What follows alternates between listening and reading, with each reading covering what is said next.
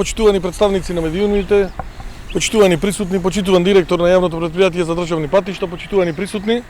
Она што на граѓаните тука им го имавме ветена, тоа е изградба на мост. Еве се случува, значи градежните работи се во крајна фаза, односно завршуваат комплетно, така да очекуваме во најбрз временски период овој мост да биде тука готов, се со цел да навистина видат бенефит граѓаните на кои што им е од вистинска потреба тоа.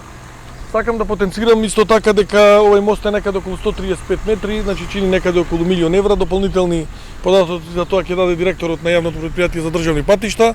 Ова е еден од реализацијата на крупните капитални проекти кои што се случуваат во државата, со се реконструкција и изградба на повеќе од 400 километри патишта низ државата, кои што без разлика на здравствената криза со интензивна динамика продолжуваат да се градат.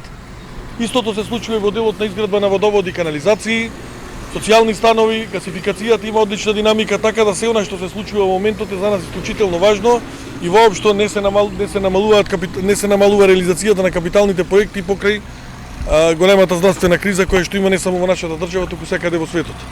Сакам да потенцирам уште еднаш дека ние тука нема да застанеме, напротив ќе продолжиме со сите оние проекти кои што се веќе отпочнати, кои што некои се и привршуваат согласно роковите кои што имаат од договорите, така да некои проекти треба веќе ова лето да бидат завршени, некои до крај на градежната сезона.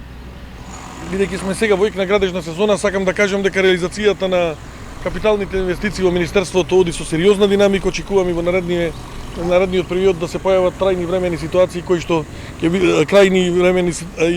времени ситуации кои што ќе бидат во целот исплатени се со цел да ја зголемиме реализацијата на овие капитални проекти. Така да динамиката е силна, имаме силна градежна офанзива која што се случува и во јавното претпријатие за државни патишта и во јавното претпријатие Македонија пат, така да согласно динамиката која што имаме ние ќе продолжиме со тие реализации и очекуваме дека овие проекти ќе бидат до крај завршени не ради суштинско исполнување на владини програми, туку заради бенефит на граѓаните кои што живеат во овие сите средини, во овие општини.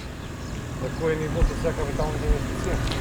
Па на нивото мислам дека очекуваме уште неколку ситуации за да видиме конкретно како ќе заврши вториот квартал. Ја очекувам да биде доста солидно, бидејќи некаде во крајот, некаде на април месец имавме некаде близу 14%, така да очекувам за неколку дена да ја видиме точно со колку ќе заврши вториот квартал. Имаме ситуации кои што треба да се потпишат овие денови, така да не шпекулирам со процент, меѓутоа мислам дека покрај здравствената криза ќе биде на задоволително ниво процентот од страна на Министерството за транспорт и врски и од ЈПДП. Влијаеше пандемијата околу работење на... Видете, влијае, се разбира дека влијае, не може да не влијае, меѓутоа што е битно е посветеноста и на Министерството и на јавното претпријатие да колку што можеме извлечеме максимум. Инаку нормално е дека пандемијата влијае во сите процеси, некаде имавме застанување на дел фирми кои што работат ради коронавирусот, кои што ги имаат дел работници, така да меѓутоа таа динамика практично да речем од втората половина на мај поинтензивно продолжи, така да очекувам да се остварат сите тие програми кои што се предвидени на почетокот на годината. Околу работата на хотелиерството се владата донесе уредба да бидат пуштени да работат, меѓутоа што е со плажите, концесионерите треба да ги вратат во првобитна положба. Видете, мислам дека тоа да ни кажете, дали ќе смеат граѓаните додат на плажи, дали ќе смеат да се... Значи видете, прво ова што го спомнавте за првобитна состојба и согласно законот за примена на градежно земјиште, тоа постои. Значи не е нешто ново кое што гледам дека се форсира многу овие денови. Значи дополнително на државниот градежен инспекторат додаден е и државниот пазарен инспекторат и УЈП да ја контролираат работата на дејноста на ова. Инаку се друго е исто како што е во законот. Така да нема нешто ново кое што се случува во моментот. Ја знаете дека ланската година, она што сега гледам дека ДКСК го заговара, ланската година до пратеничките групи доставив закон за превземање на сите плажи од страна на државата, не само Охрид и Струга, туку и во Дојран и во Преспа. Значи да ги превземеме комплетно надлежностите. За жал во собранието не помина тој закон, повеќе од година дена стоеше таму. Не знам, од само таму познати причини претпоставувам, така да она што значи сега ингеренција плюс ингеренција и на државниот пазарен инспекторат и на управата во делот на дејноста, а делот на враќањето во првобитна состојба и онака го имаше во законот за градежно земјиште, го имаат во договорите кои што ги склучуваат со општината. Така, прашањето е дали граѓаните смеат да ги посетуваат плажите? Смеат да ги посетуваат плажи, зошто да не смеат? Мислам, нормално сите оние што си имаат договори, што работат дејност, смеат да ги посетуваат, ама работа да не смеат да ги посетуваат плажите. онаму каде што треба да интервенираат органите, тоа го прават. Благодарам. Овде бевме на 10.10.2018 кога се отпочна овај мост и тогаш реков и сега ќе повторам, ова е најдолгиот мост сам за себе, значи не во склоп на пат, и изграден за последните 20 до 30 години. Должината му е 133 метри, ширината му е 8 метри со пешачки патеки, со сите нишани така како што треба. Како што гледате, веќе градежно, оперативно мостот е готов. Денеска се ставаат заштитните огради на пешачкиот дел што е покрај мостот.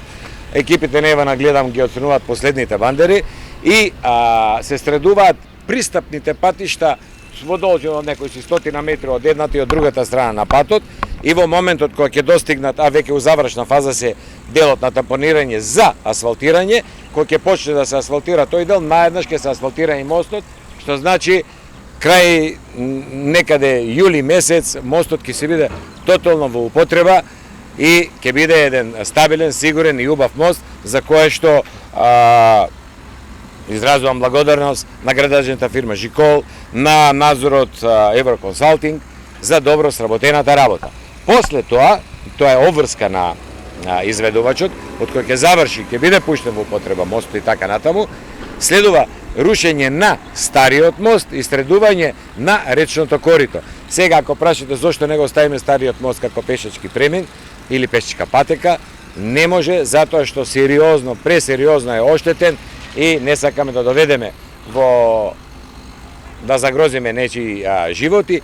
Такви си препараките од градежен факултет, едноставно си го излушил своето, постаре, мислам дека е околу 50 години стар, но исто така средување, реков, втората фаза е да се среди речното корито на реката Пчиња, а со самото средување на речното корито ќе дојде до подкопување на тие старите темели на стариот мост, затоа тој ќе биде отстранен. Но, повторувам, јули месец ќе биде завршен овој прекрасен мост, најдолг во државата, сам за себе изграден, не во склоп на некој пат, и нека ме честито и нека ме со среќа на жителите од оваа регија да си го користат и да им биде вечен.